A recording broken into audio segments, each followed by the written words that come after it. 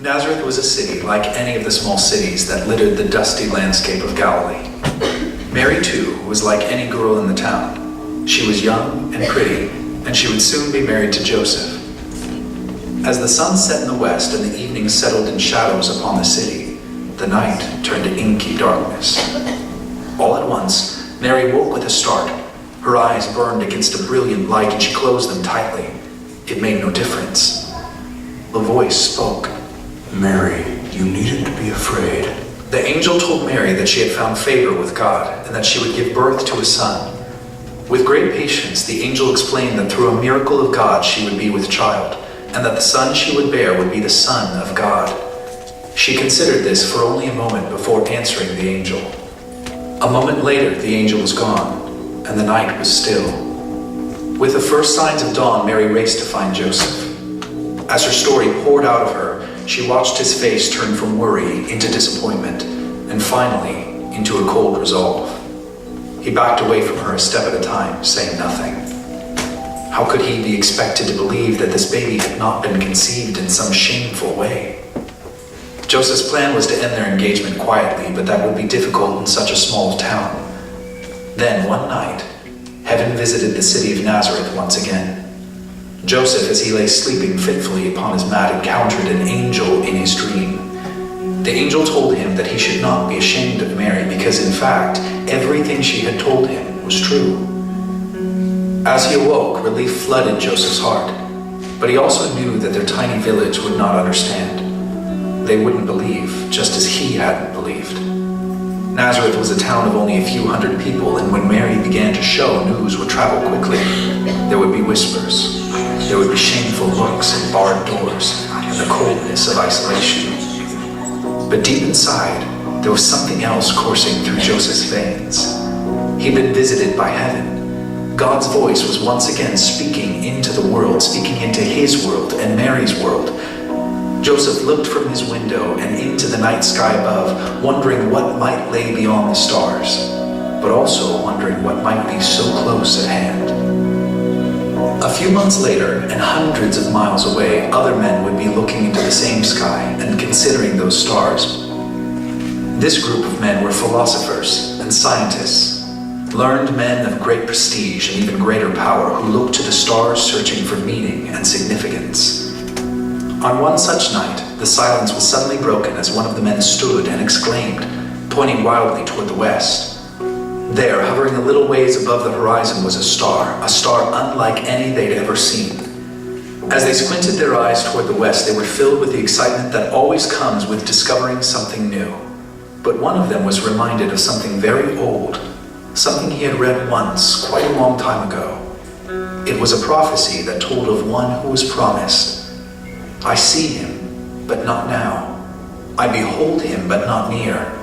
A star shall come out of Jacob, and a scepter shall rise out of Israel. He wondered at the significance of these words and of the strange star that stood in the place where there had once only been darkness. His hands began to tremble as he sensed that the star was calling to them, but all he could hear were the sounds of the night and the blowing of the wind. A wind was also blowing outside the tiny town of Bethlehem, and its gusts whipped at the cloaks of a tiny band of shepherds huddled close together on a hill overlooking their flocks. Suddenly, a light burst into brilliance before them, and it cast pure, white light all around them. They staggered backward in fear, and then a voice came from the light and said, "Don't be afraid. I've come not to terrify you, but to bring you great news. Joy has come into the world, and it is a joy that is for the whole world." Then the angel told them where to find a baby, and that this baby was the one God had promised, the one who would reflect God's perfect light into the world. Suddenly the whole sky was filled with angels, and they lifted their voices in song. And then, all at once, the angels were gone. With astonishment, the shepherds looked at one another. Their eyes were full of questions, but each also held a glimmer of hope. Perhaps joy would be possible again.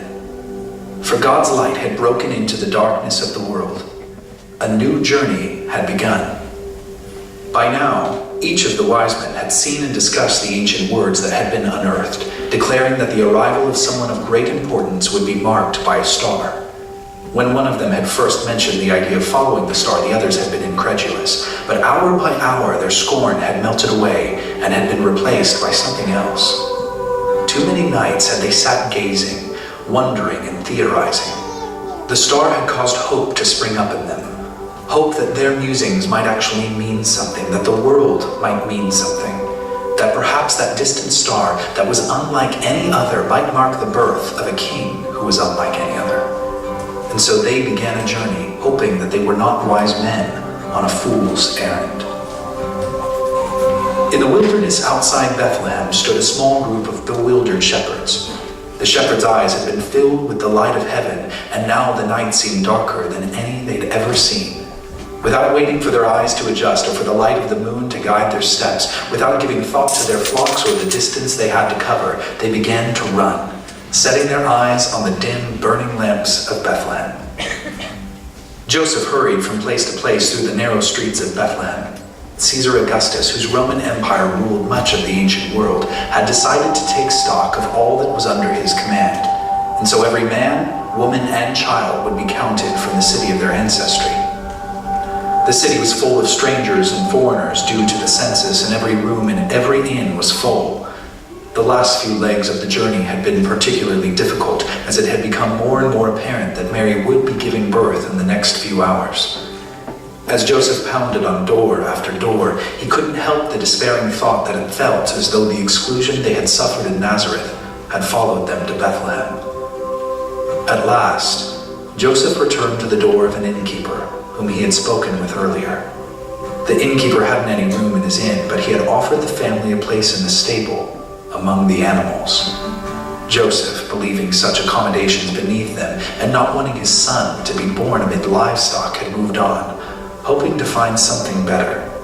But here he was, humbled and exhausted, knocking on that door once again. When the story God had written for his creation first twisted toward tragedy, God promised that the storyline would be rewritten. He promised that the light he shined upon the world would once more be restored and would be reflected through a perfect being. And in a stable in Bethlehem, that being came into being. And with the first signs of morning light, joy broke like dawn upon the earth. Mary and Joseph had braved a difficult journey, but through obedience, they had unearthed joy. The shepherds had been overcome by the power and wonder of heaven, and by abandoning everything they'd known, they had found joy. The wise men had allowed their curiosity to turn into something more, and in seeking truth, they too discovered joy. And though each of these people were separated by geography and nationality, and some even by time, their lives intersected in the person of Jesus.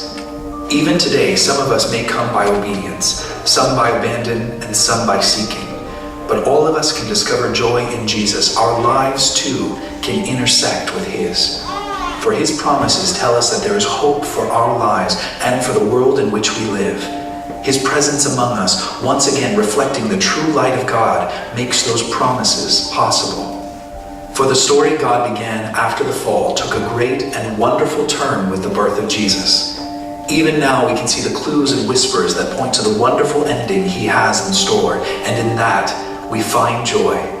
Because joy is seeing the world for what it really is, seeing it with all of its brokenness, but also seeing its potential for redemption and finding reason to rejoice. This is good news of great joy for all people.